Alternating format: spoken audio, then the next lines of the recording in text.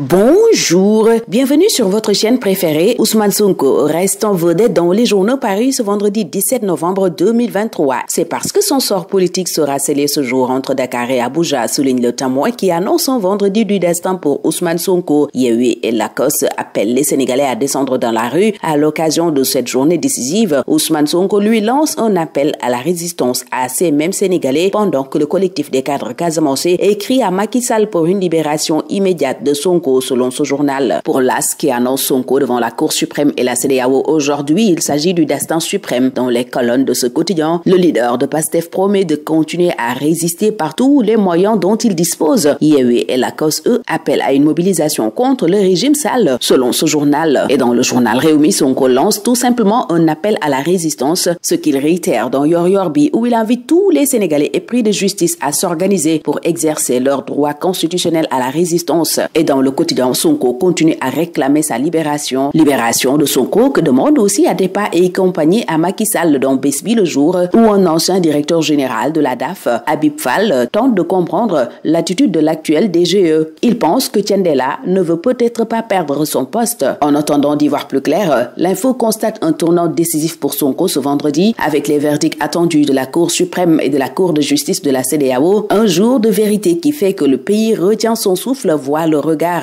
Il y a de quoi, semble dire les Échos, qui informent que des manifestations sont annoncées partout et la peur plane sur Dakar, conclut ce journal, où Sonko appelle encore le peuple à la résistance. Ce qui se joue, ce n'est pas l'avenir d'Ousmane Sonko, c'est notre avenir, lance le leader de PASTEF dans ce journal, qui souligne que des écoles ont vaqué les cours. Dakar Dem Dikk suspend ses rotations, la vente de carburant à vrac et la circulation des deux roues sont interdites et des quartiers s'organisent en comité pour se défendre, fait savoir ce quotidien. Et le quotidien Vox Populi croit savoir que Sonko joue ses dernières cartes d'électeur. La Cour suprême du Sénégal et la Cour de justice de la CEDEAO seront à la distribution ce vendredi, renseigne ce journal, qui juge cette journée décisive et à haut risque. Mais pour parer à toute éventualité, le gouverneur et le préfet de Dakar ont pris les devants. Dakar Dem Dikk a suspendu son réseau. L'État de son côté est déjà blindé, rapporte Source A, qui prévient qu'en plus de la présence déjà massive des forces de défense et de sécurité dans les rues de la capitale, une forte colonie de véhicules blindés couleur bleue de la gendarmerie ont fait cap hier sur Dakar en provenance visiblement de Thiès. Branco lui dénonce des manœuvres pour le retenir à Paris, rapporte Vox Populi. Et pendant que Branco crache ses vérités dans ce journal, Sud Quotidien voit le Sénégal entier retenir son souffle en attendant les verdicts de la Cour de justice de la CEDEAO et de la Cour suprême de Dakar sur les affaires Sonko. Et ce journal consacre sa une aux deux juges qui doivent délibérer ce jour. Sur cette même lancée, Source adresse les profils des juges qui doivent statuer sur le recours de l'État devant la Cour suprême ce vendredi. Et ce journal note d'emblée qu'Ali Sireba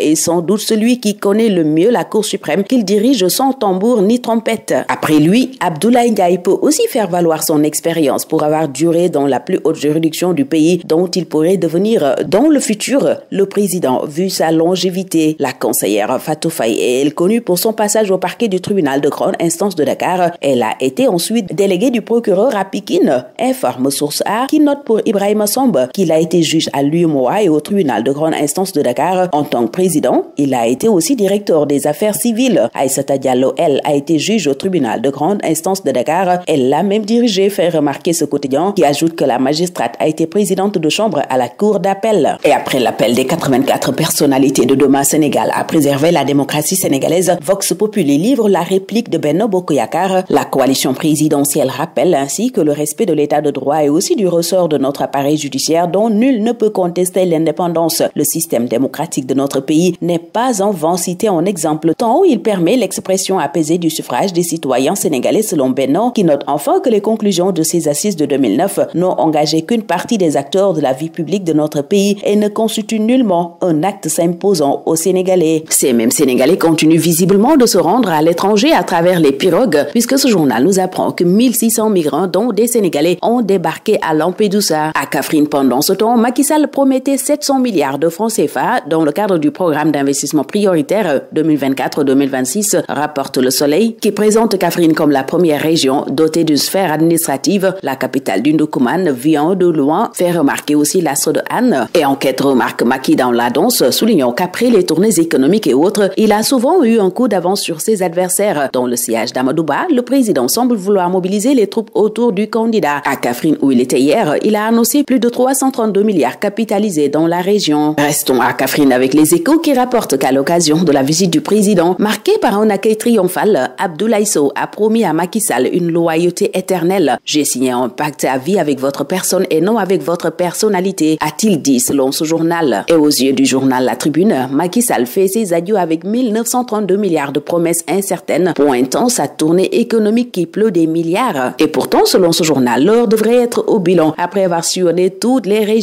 Mais le président, tel un Père Noël, continue à faire tomber une pluie de milliards sur ces régions du pays. Et dans l'affaire du prêcheur Oustaz Oumar Sall, Libération nous apprend que le dossier est en instruction et après un retour de parquet, il sera édifié sur son sort ce vendredi. Dans sa livraison de ce vendredi, Stade nous apprend que les Lions intensifient le rythme au 4e galop d'entraînement à Diamniadio. Mais lors de ce dernier galop avant le match contre le Soudan ce samedi, Nampalys Boulaye, Pape Matar Sarr et Pathé Ciss étaient aux abonnés absents, selon La Tribune. Et dans Sunulambe, Lac 2 répond à Siteu. Je l'attaquerai avec lucidité et intelligence, promet-il, sifflant à l'occasion la fin de ce tour des journaux. Très bonne lecture, excellente journée à tous.